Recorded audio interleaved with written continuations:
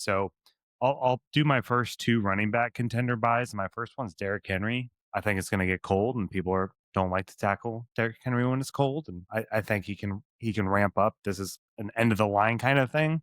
So I think a second should get it done. But I was looking at his seasons, and he finishes out as an RB1 the last 5 games of the season over half the time.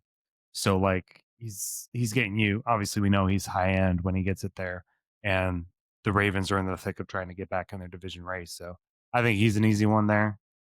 I don't know if I'd pay a first for him. I'd try to do a second, No. maybe something on top, if I had to get it done. But he's one I really like as a contender.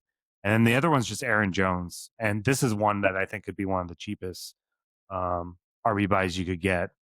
I'd be looking to do a late second or maybe an early third plus something because he he looks actually pretty good considering coming off the injury. But obviously the offense is sputtering, but he's getting a lot more involved, and he's 11 plus points in his last 3 games.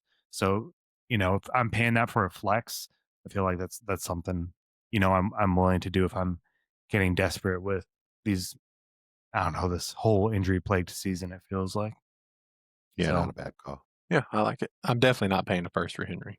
No chance. I go by No, those days Chase are over. Brown. Chase Brown is fine. I'd rather pay that. So, speaking of Chase Brown, we've talked about him ad nauseum actually over the last few weeks, but I just wanted to kind of follow up on last week. Mike and I, like when we talked about him, Mike and I started to talk about making a deal, and then right when we ended the podcast, we made a deal just to talk about value. I gave Mike Jalen Noel, Elijah Arroyo, and a 27-second.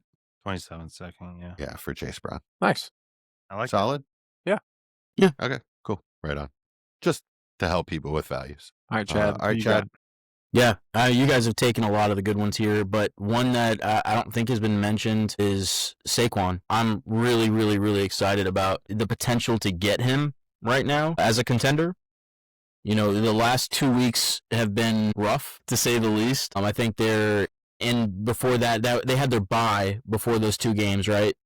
Yes. Yeah, so it's been a pretty decent kind of stretch here where we haven't seen Saquon do anything of note, and I've gotten him off of 2 contenders in the last 4 weeks. I've gotten him off of 2 contenders. Like as a contender, I bought him from a different contender because they just don't believe in him going forward, and I've paid a first and a third in both of those deals. Nice. So I like that. yeah, he's definitely acquirable, and his schedule for the rest of the season isn't bad, right? It's not great, but it's not bad.